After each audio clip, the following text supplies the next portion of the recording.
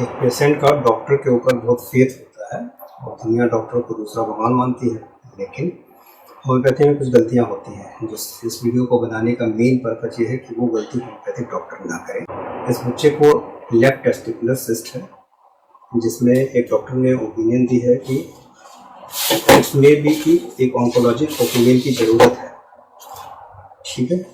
और काफ़ी बड़ा सिस्ट है वो, मतलब उस सिस्ट की डायमेंशन 68 सीसी के आसपास है। ये इनकी अल्ट्रासोनोग्राफी की रिपोर्ट है और इसके अलावा एक रिपोर्ट और भी है। होता क्या है, कई डॉक्टर इसमें अपना छोटी मोटी दवा शुरू कर देते हैं, लेकिन कभी भी किसी भी मरीज का इलाज उसकी जान के सर पे नहीं होना चाहिए। क्यों?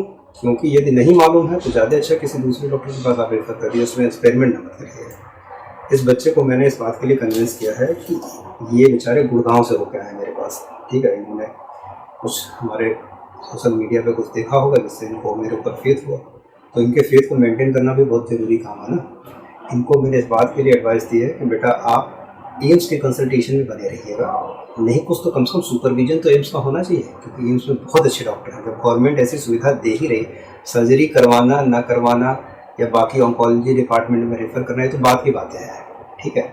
लेकिन सबसे जो ज़रूरी चीज़ होती है वो ये जानना जरूरी है कहाँ हाथ डालना चाहिए, कहाँ नहीं डालना चाहिए, और मरीज को सही सजेशन क्या दीजिए। कोई डॉक्टर परफेक्ट नहीं होता, कोई पैथी परफेक्ट नहीं होती। यही बात जिस दिन समझ में आ जाए उस दिन मरीजों का भला हो जाए।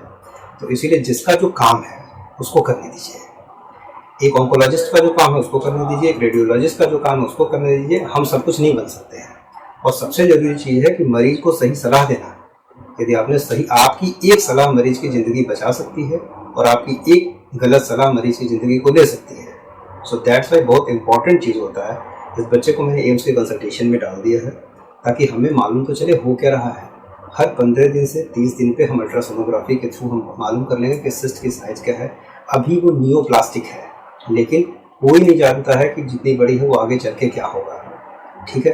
Approach of the treatment injury से शुरू हुआ था 20 साल पहले। बच्चे को थोड़ी सी माइल्डर इंजरी, बड़ा थोड़ी देर के लिए हिस्ट्री बता दूँ जो दिक्कत हुई थी। मेरे से 20 साल पहले हम तकरीबन 7 फुट की हाइट पर से कूदे थे, ठीक है।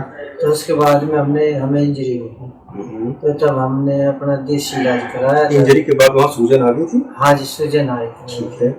उसके बाद में हमने अपना देसी इलाज कराया। ठीक है, फिर तो दोबारा कब आई बेटा? को तकरीबन ये 5 साल के बाद में फिर हुआ। ठीक है। फिर भी हमने अपना देसी इलाज किया और हम ठीक है। उसके बाद में एक दफ़ा और हुआ, तो फिर भी हमने अब की दफ़ा ये तकरीबन 8 महीने पहले हमें फिर हुआ, 8 से 10 महीने पहले। अब की दफ़ा हमारा ये ठीक होने में नहीं, तो हमने ये आपको जो सजेस्ट दवाइयाँ बताई। इन्होंने 2 दफ़ा तो बेटा कौन सी दवा ले चुके? एडल की कौन सी ले चुके हो? कोई सीरीज आपने ली? 56। ठीक है। और दूसरी कौन सी दवा ली है? दूसरी हमने ली थी 24। जो होम्योपैथी में कॉम्बिनेशन होती हैं वो सिम्टोमेटिक आराम तो दे देती हैं, लेकिन बीमारी को ठीक नहीं कर सकती हैं। इसलिए ज़्यादा बेटर होगा कि नियर बाय किसी अच्छे होम्योपैथिक डॉक्टर के प्रॉपर कंसल्टेशन में रहकर इलाज करवाइए, अदरवाइज केस बिगड़ सकता है। 3 बार इन्होंने लोकल इलाज करवाया, नो डाउट उससे ठीक भी हुआ, लेकिन डिजीज़ की प्रोग्नोसिस वहाँ रुकी नहीं। और इस बार जब चौथी बार वो प्रोवोक हो गया है तो काफ़ी बड़े फॉर्म में आ गया है, ठीक है। और वहाँ एक काफ़ी हद तक पैथोलॉजिकल चेंजेस सेटल हो चुके हैं, जो कोई नहीं जानता कि विदाउट सर्जरी ठीक होंगे कि नहीं होंगे। लेकिन फिर भी अपनी तरफ से हम बेस्ट पॉसिबल एफर्ट कर रहे हैं। कोशिश ये करेंगे कि एक सुपरविजन में रह के ही इलाज करवाया जाए तो ज़्यादा अच्छा रहेगा। इनसे मैंने एम्स के लिए बोला, या फिर कोई भी वहाँ का लोकल डॉक्टर ले लेंगे जो कि कम से कम MS हो, ठीक है, जो कि इनको प्रॉपर तरीके से ट्रीट कर सके। सो ये वीडियो बनाने का जो मेन मोटो ये था, जो ज़्यादातर होम्योपैथिक डॉक्टरों से गलतियाँ होती हैं वो इमीडिएटली सारी चीज़ें अपने से करने लगते हैं। ये गलत बात है।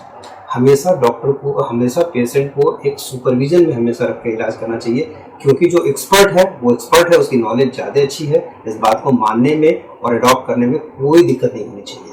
सो दैट वाई हमारा मेन मोटो क्या है? मेन मोटो मरीज को अच्छी से अच्छी इलाज देना है। कोई जरूरी नहीं कि हम अकेले वो इलाज कर पाए।